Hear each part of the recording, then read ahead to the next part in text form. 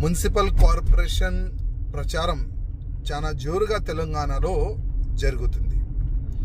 ప్రతి ఒక్క పార్టీ నా క్యాండిడేట్ గెలవాలని వాళ్ళు చాలా జోరుగా ప్రచారం కూడా చేస్తున్నారు. ఇంకోవైపు మన తెలంగాణ ముఖ్యమంత్రి రేవంత్ రెడ్డి గారు ప్రచారం చేస్తున్నారు. అదేవిధంగా ప్రచారంలో ఆయన ఈ స్పీచ్లో ఏమంటుండంటే, రేవంత్ ఓవైసీ చెప్తే కూడా నాకు బాధ లేదు అంటుండ. ఎంత దురదృష్టం చూడండి. అంటే ఓవైసీకి చిన్న కొడుకుగా, లేకపోతే ఓవైసీకి ఒక చిన్న తమ్ముడుగా మన రేవంత్ రెడ్డి గారు తయారైపోయినారు. ఎంత దురదృష్టం. అంటే ఇవాళ ఈ మున్సిపల్ కార్పొరేషన్ని ఒక ఫైనల్ మ్యాచ్గా చూసుకుంటున్నారు. ఎందుకంటే నెక్స్ట్ వచ్చేది మన అసెంబ్లీ ఎలక్షన్. మున్సిపల్ ఎన్నికలు ఎంతమంది కార్పొరేటర్ గెలిస్తే ఎంతమంది లాభం ఉంటుంది మీ అందరికీ తెలుసు.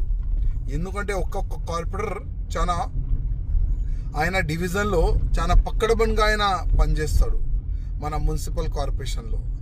అందుకోసం ఓటర్ తమ్ముళ్ళారా, అక్కల్లారా, చెల్లెల్లారా అందరికీ నా ఒక నివేదిక, నెక్స్ట్ ఇంకొక బంగ్లాదేశ్ మన తెలంగాణ కావద్దు అంటే ఈ ఓవైసీ కొడుకులకి, ఓవైసీకి ఫాలో చేస్తున్న అందరికీ మీరు నచ్చజెప్పాలి, మీరు జవాబు ఇవ్వాలి. అందుకోసం నా ఒక నివేదిక, ఓట్ ఫార్ బీజేపీ. మోదీ గారు ముఖం చూసుకునే మీరు ఓట్ వేయాలని మీ అందరికీ నా ఒక నివేదిక. ఎందుకంటే ఇవాళ మనం చూస్తున్నాం, మన గుళ్ళు సేఫ్ లేదు, మన హిందువులు సేఫ్ లేదు. ఏ విధంగా రేవంత్ రెడ్డి గారు మొత్తం పార్టీని ఓవైసీ చేతితో పెట్టినారు మీరందరు కూడా చూస్తున్నారు. అందుకోసం నా ఒక నివేదిక, మన తెలంగాణ హిందువులని మనం కాపాడుకోవాలంటే ఓట్ ఫార్ బీజేపీ. నా ఒక నివేదిక మీరందరు గమనించండి.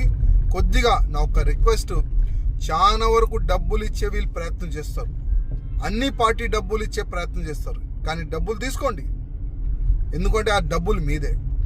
డబ్బులు తీసుకొని కానీ ఓట్ అయితే ధర్మంకి ఇవ్వండి, ఓట్ అయితే బీజేపీకి ఇవ్వండి, ఓట్ అయితే మోదీ గారు ముఖం చూసుకొని ఇవ్వాలని నా ఒక నివేదిక.